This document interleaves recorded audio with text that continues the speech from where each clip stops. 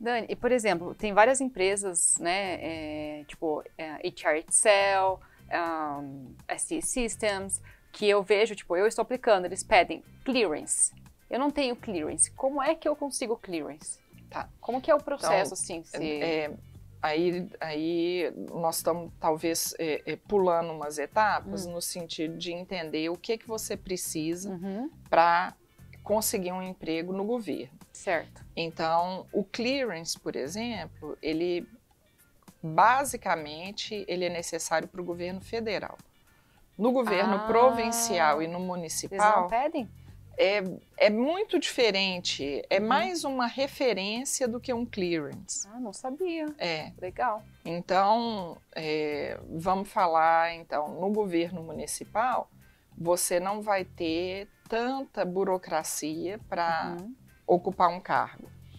No governo provincial, um pouquinho mais, no sentido de clearance, e no governo federal, a clearance, ela realmente é necessária. Entendi. E aí, o que é a clearance? É você apresentar provas de que você não fez nada de errado nos últimos X anos. Então, dependendo do nível do seu cargo, aumenta o nível da sua clearance. Então, a clearance mais baixa é a reliability, que é uma clearance um pouco mais simples. Aí você tem o nível secret, que é uma clearance que você tem que apresentar mais documentos, ela leva mais tempo para ficar pronta. E tem a top secret, que esse, de verdade, eles visitam vizinhos, sabe? Vão investigar mais a fundo. Normalmente, níveis de top secret lidam com segurança nacional, com coisas que são muito... delicadas. Não pode qualquer pessoa, eles têm que ter certeza quem que está entrando. E aí o seguinte, a clearance, você não pode chegar lá nos commissioners e falar, vim aqui fazer uma clearance. Que seria uma coisa... Ajuda aí. Francamente, seria uma coisa muito legal se as pessoas pudessem providenciar a clearance antes. Mas não pode. Então, alguém tem que pedir a clearance em seu nome. Quem que é esse alguém? Pode ser uma dessas empresas de headhunter, ou pode ser algum departamento do governo. O problema é que, às vezes, a clearance de um departamento não serve para o outro. Não existe, assim, um repositório nacional de clearance que todo mundo vai usar. Alguns usam, então, vamos supor, o Ministério da Justiça, Health Canada, eles vão todos usar a mesma clearance, mas tem alguns níveis, alguns departamentos, alguns ministérios que só aceitam a própria clearance. Então, o que eu diria é o seguinte, não fica ansioso em providenciar a clearance, como é que eu consigo essa clearance, lá. Na hora que você estiver no processo, vai chegar o momento em que eles vão falar, agora vamos fazer a clearance. E aí, novamente, se você está fazendo um processo que não é o seu processo dos sonhos, não é seu emprego dos sonhos, mas você conseguiu chegar na etapa da clearance, bacana. Eles vão tirar a clearance para você e mesmo que você chegue ao fim daquele processo e não seja aceito, porque você não é mestre de obras, e aí você vai ter a clearance e você vai poder guardar isso. Então a clearance é só um dos requisitos. Outro requisito que é importante e que você pode aproveitar de um processo para o outro são as línguas, né? A comprovação da segunda língua oficial. Então, no Canadá, você tem 2 línguas oficiais, inglês e francês, certo? Você, quando vai fazer aquele questionário grandão lá do início, você vai declarar qual que é a sua primeira língua oficial. E você vai ser, então, testado só na sua segunda língua oficial. Sério? Aí, tem uma questão. Qual é a língua oficial do imigrante. Qual que é a primeira língua oficial do imigrante? No meu caso, por exemplo, eu não sou nem francófona, nem anglófona, eu sou lusófona. Como que eu escolho qual a minha língua oficial? Então, no meu caso, que sou bilíngue, existe no próprio formulário onde você vai aplicar, existe um Self-Assessment Test, que não é registrado em lugar nenhum, é só para você mesmo fazer uma avaliação de qual o seu nível em cada uma das duas línguas. E aí você vai declarar como primeira língua oficial aquela língua na qual você está mais confortável ou que você tem um resultado melhor.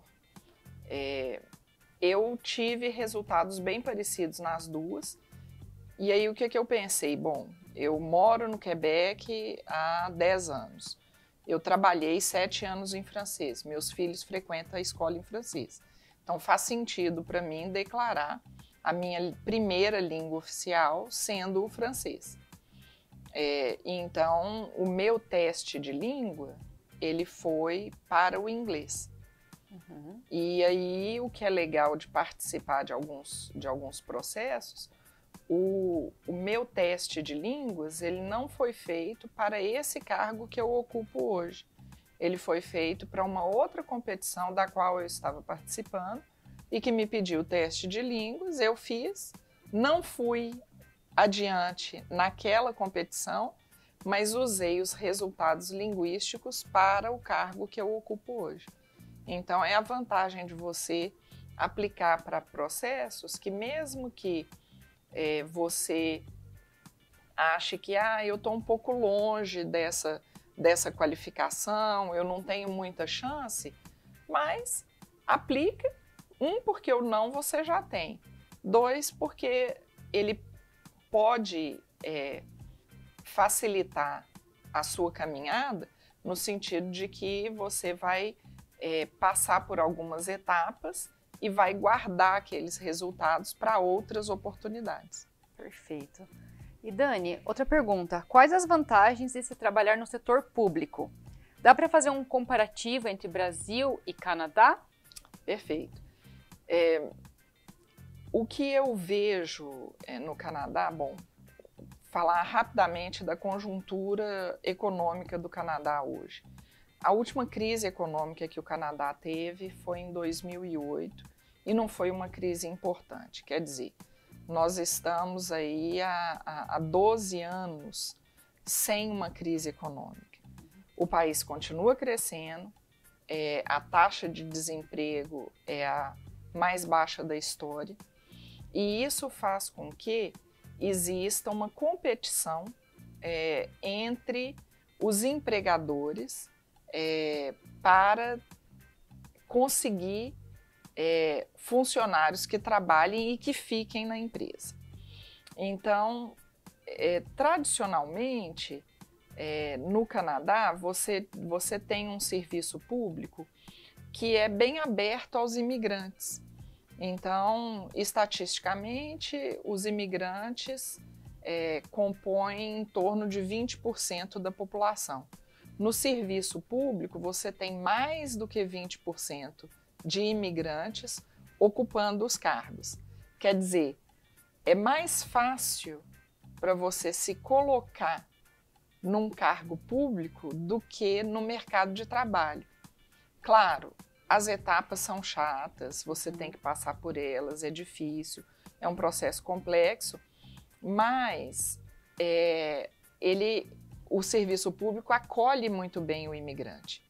E o que eu sinto é que existe menos entrave à progressão de carreira no serviço público do que na iniciativa privada, guardadas as proporções, tá? Certo. Eu estou falando de uma maneira muito geral e sempre vai ter, mas o meu primo é de TI, ele chegou no Canadá, começou a trabalhar em 2 dias. Isso são casos, né? A gente não fala em caso, não estou falando regra geral.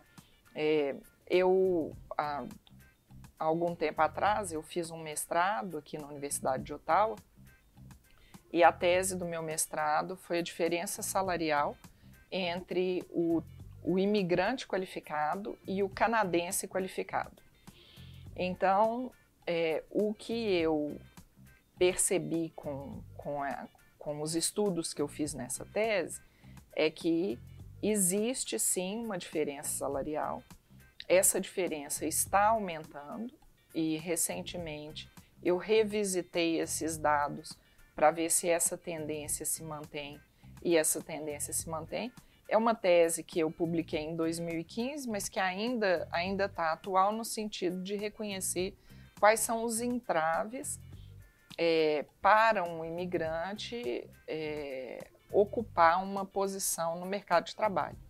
E aí, sendo funcionário público, você tem menos entraves, ou o empregador, que é o governo, até por reconhecer, porque isso não é novidade para ninguém, né?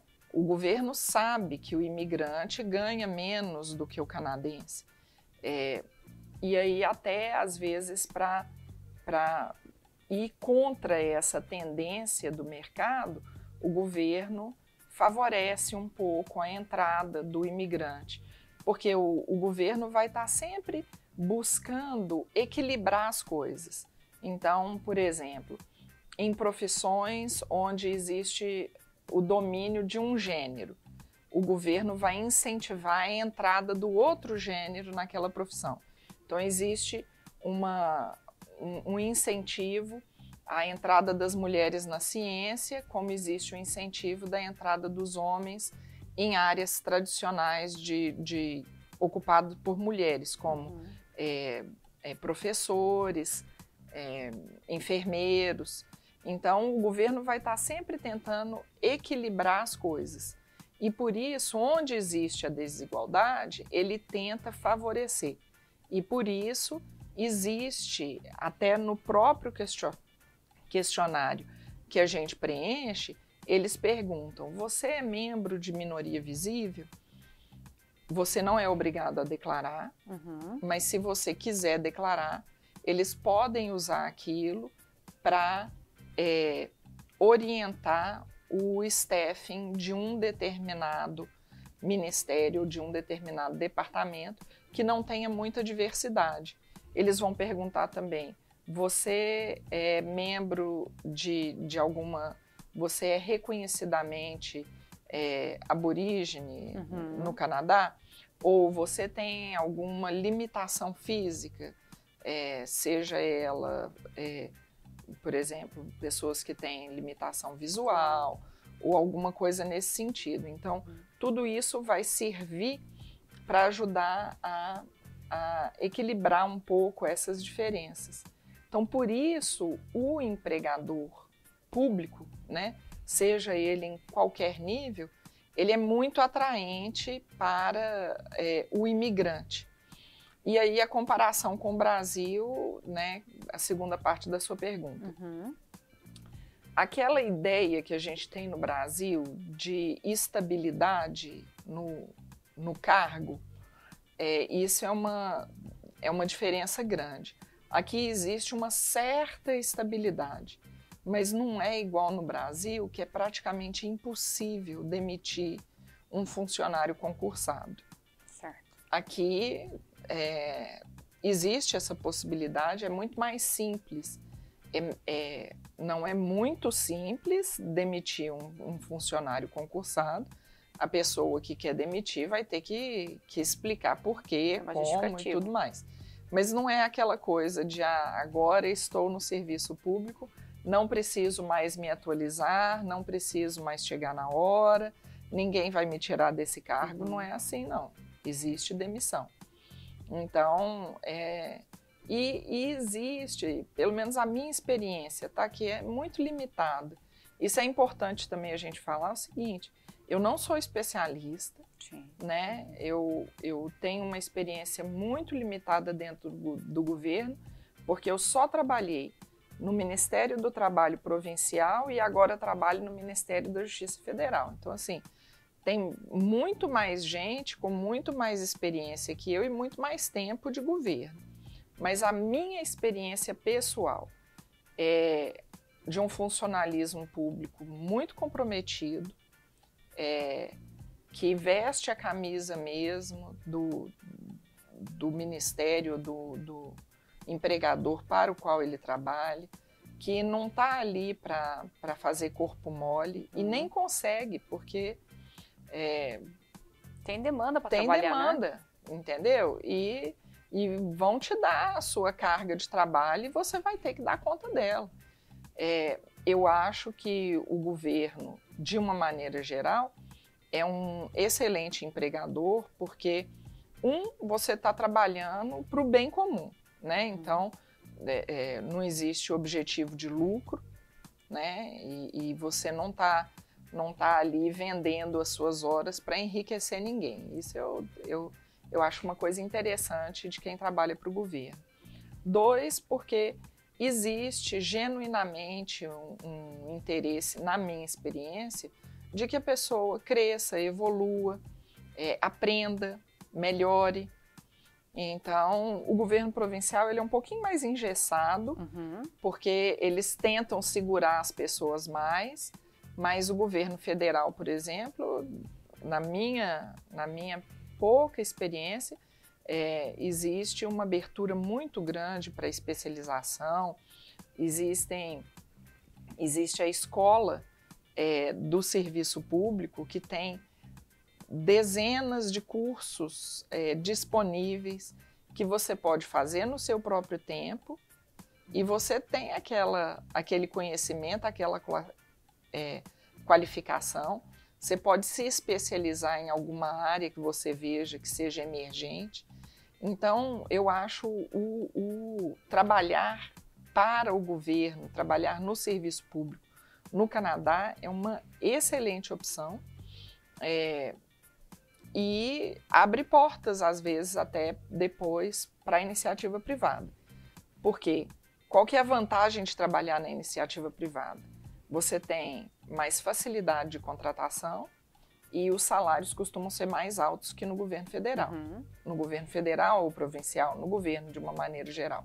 Então, assim, ninguém fica rico trabalhando no governo.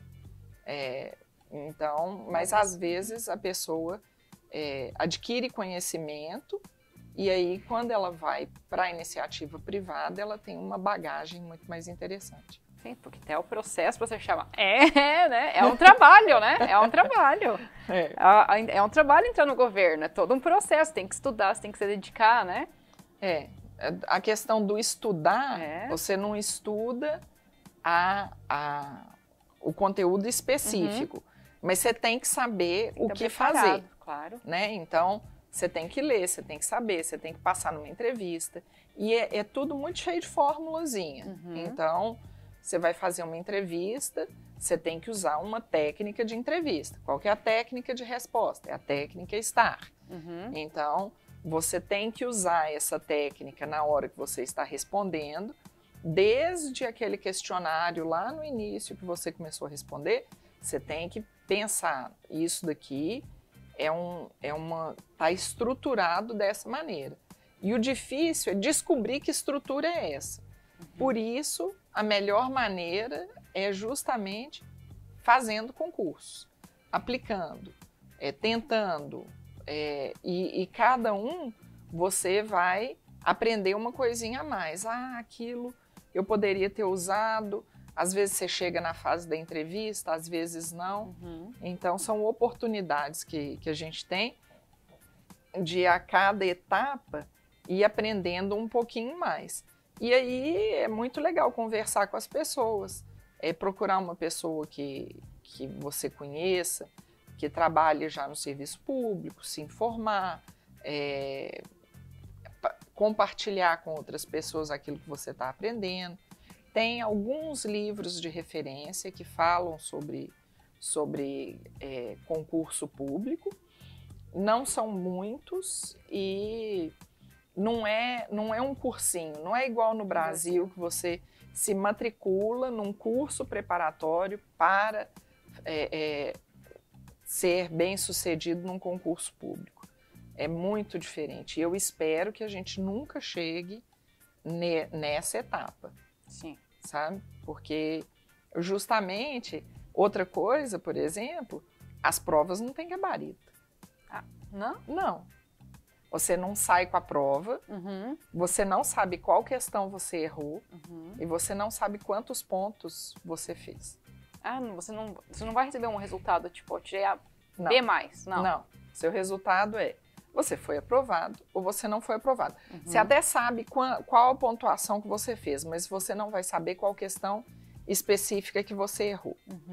Então, você não pode, por exemplo, não, agora eu vou pegar aquela prova que eu fiz e vou estudar ela até eu aprender isso daqui tudo e o próximo concurso eu vou saber. Você não sabe qual que é a resposta certa. Oxi. Entendeu? Então, tá testando realmente a pessoa. Dani, e no Canadá existem os job fairs, né? É possível arrumar trabalho no governo indo nesses lugares? É? Agora, é aquilo que eu te falei.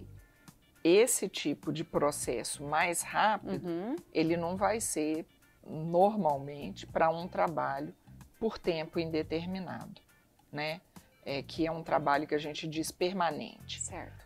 Normalmente, os postos ofertados nas job fairs são os famosos postos de 90 dias. Os empregadores, eles se frustram um pouco nas job fairs, porque eles se apresentam e eles não conseguem encontrar a pessoa qualificada para aquele cargo. Então, vá às job fairs e é o seguinte, o não você já tem, você vai perder o quê? Vai perder uma tarde, entendeu? E aí vai fazer, às vezes, algum contato, ou vai ter alguma dica, ou vai conhecer alguém ali, porque existe uma crise de staffing. Isso é fato. O governo, ele quer que os ministérios e departamentos levem isso em consideração, ele quer redução no tempo que se leva normalmente de contratação, porque em média, do momento em que você aplica lá naquela primeiro questionário, até o momento em que você começa a trabalhar, em média são 18 meses. Claro que tem processos mais rápidos, mas também tem processos mais lentos. Então, todos os links que a Dani falou sobre o mestrado dela, os links para você acessar o site do governo provincial e municipal, a gente vai disponibilizar.